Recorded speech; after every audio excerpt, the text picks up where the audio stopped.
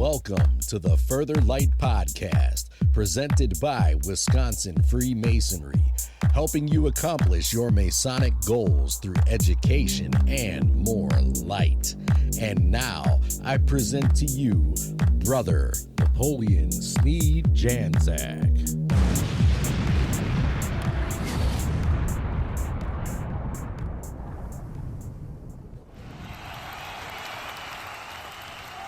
In many organizations, there are controversial figures, and in Freemasonry, there's one that we consider probably, arguably, the most controversial and fascinating figures in early Masonic history.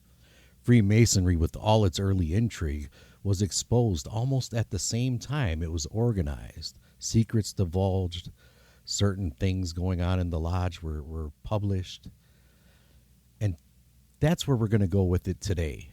I'm Brother Napoleon Sneed Janczak, and today's episode is about a man many Freemasons love to hate.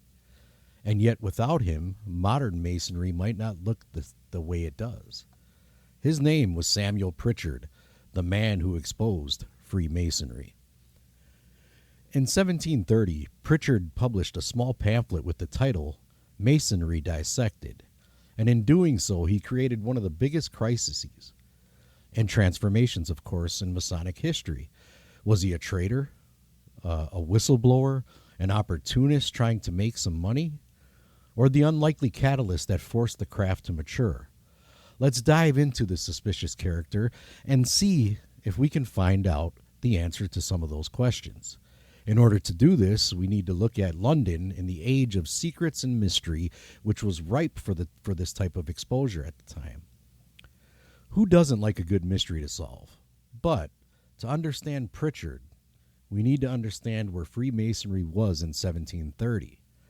The premier Grand Lodge had been formed in London in 1717. The fraternity was growing fast. Taverns were filling with new lodges.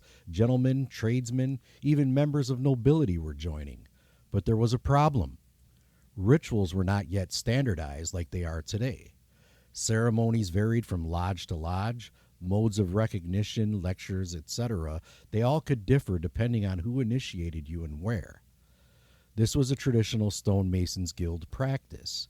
We spoke about this some in the origins of Freemasonry in episode 93, and go back and look at that one for reference, and it kind of explains how the different signs and modes of recognition changed depending on what guild you were from.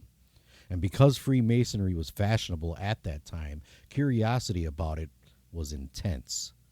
Newspapers speculated, clergy warned about it, the public speculated about it much like they still do today, and they simply wanted to know what happens behind those closed doors. And even though the internet is full of various things about the craft, we still have some of that same false rhetoric surrounding Freemasonry today.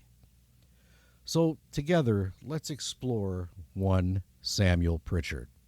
So who was Prichard? Even though this is considered one of the great frustrations of Masonic history, we really don't know much about him, but we do believe that he may have been a member of a London lodge. He was likely of modest means, which may or may not have been a reason for what he was publishing and why he was doing it. He understood enough ritual detail to produce something that Masons instantly recognized as authentic. Whether he was a disgruntled brother planted by detractors of Freemasonry or simply chasing profit, we can't say for certain. I tend to lean on the profit side, as later with the advent of the appendant bodies, degree writing for profit was kind of prevalent. So it would sort of make sense that he was looking to cash in, and especially with publishing. But in October of 1730, he went to print, and that changed everything. For the first time in published form, Masonry was about to be exposed and dissected. With the explosion of Masonic secrets and subsequent dissection, that pamphlet was sold publicly in London. Anyone could buy it. But what was inside of it? Questions and answers revealing. Modes of recognition were exposed, of course, portions of the ritual, structural elements of the degrees, and more. For many Masons reading it, the experience was and has been shocking at the time. Imagine seeing what you believe to be private, even sacred to some, printed for the whole world to see. Who knows? Maybe this was the precursor to more misinformation than simply information. But here's the twist. It wasn't nonsense. It was largely correct. In fact, it was so accurate that it became a bestseller. And of course, we are still talking about it to this very day, hence this podcast.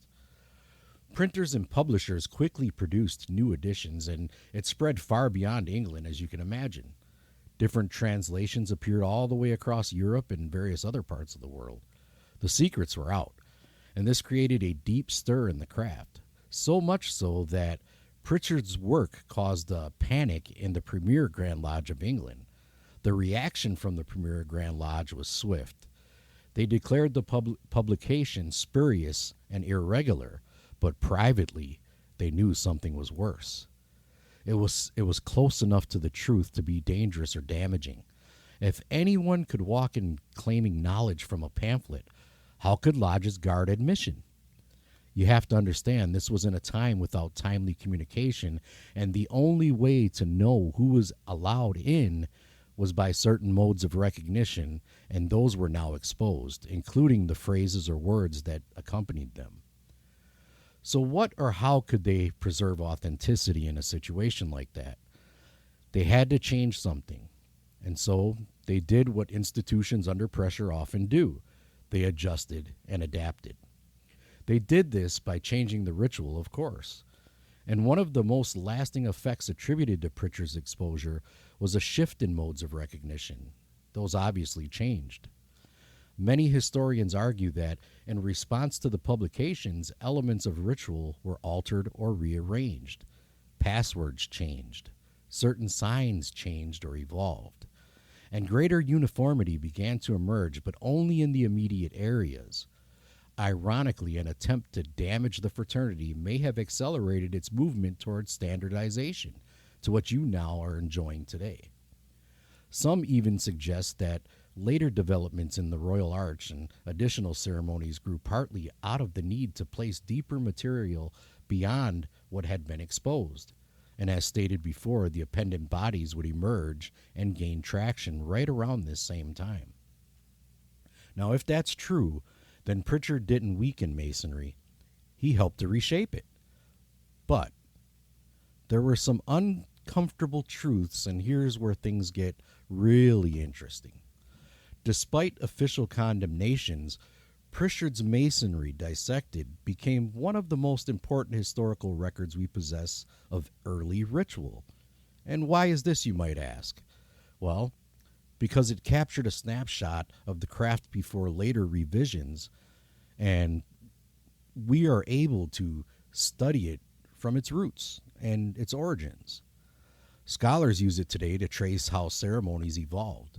It helps us to see what changed, what remained, and how symbolism matured. In other words, the man accused of betrayal preserved history that might otherwise have vanished.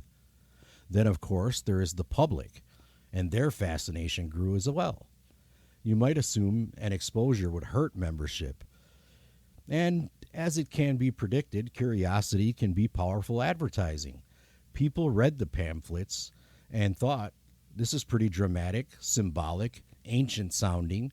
Surely there has to be more. And, I want to see it for myself. And then they started to hang out and many wanted to join.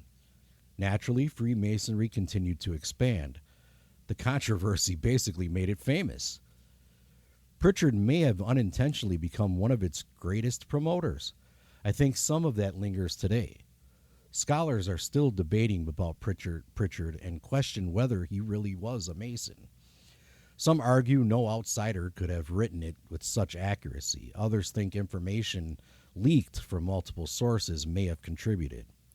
But whether he was initiated or not, he understood that the internal structure well enough to be convincing and to pass.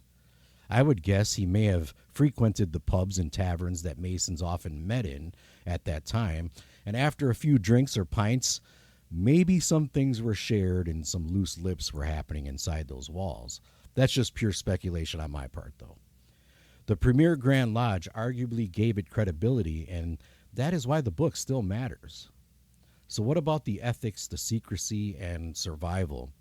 Prichard's act forces a bigger question. What makes a fraternal society strong? Is it silence or secrecy? Is it the meaning? If the power of the ritual disappears once printed, then perhaps it was fragile to begin with. But Freemasonry survived exposure after exposure for more than 3 centuries at this point, because its core experience isn't just information, it's the journey of discovery and moral commonality that is intended to help men grow into something better than they started. Its participation, obligation, and shared understanding are the point. The journey and knowledge and the formula to becoming a better man through brotherhood, relief, and truth. No ink on paper or written publication can fully transmit that. You can't feel what's on the paper unless you experience it. So as we start to wrap this up, what is Prichard's legacy? Today, historians, Masonic researchers, and ritualists all know Prichard's name. Without him, we might not understand early symbolism and ritual. We would not have learned how degrees developed or appreciate how the fraternity responded to crisis or controversy. This, of course, would be contested in the future and, of course, is often tested now. However, he stands as a paradox, a man condemned. Who became indispensable? This episode in Masonic history calls into question, was Prichard a villain or a catalyst? And how should we remember Samuel Prichard? If you value secrecy above all, he's a villain. If you value documentation and growth, he's a catalyst. History rarely gives us pure heroes or pure traitors. Certain documentation is scarce or hard to come by. I suppose this would be a good time to remind lodges to keep good records and accounting for their lodge activities. Secretaries that keep good minutes are keeping a historical record of the ins and outs of what's going on within the lodge, and it's important to those who come after. It gives us complicated humans whose actions have consequences far beyond what they could have imagined. It's that part about legacy and good stewardship, and to be true in your word and actions. So at the end of the day, as my brother Chris Ludke would say, in 1730, Prichard probably expected to sell a pamphlet. He couldn't have known scholars would still debate him 300 years later, yet here we are, still reading, still arguing about it, and still defending it, and still building too, still resilient, and still relevant, very much relevant. And maybe that endurance is the real story. Maybe our legacies are something more to be cherished in good works and deeds. We may never know the real impact of our actions, but think about how your history will be told when you're gone, and what it should mean for those who follow you. That being said, thank you for joining me, Brother Napoleon Sneed Janzak, and the entire Further Light team on your quest to find further light through Masonry. Are you interested in learning more about Freemasonry in Wisconsin? Visit wisconsinmasons.org to learn more about Masonry and access further educational content and more light. Once again, that address is wimasons.org. Any questions, comments, or suggestions, please email us at education@wisconsinmasons.org. And thank you for listening.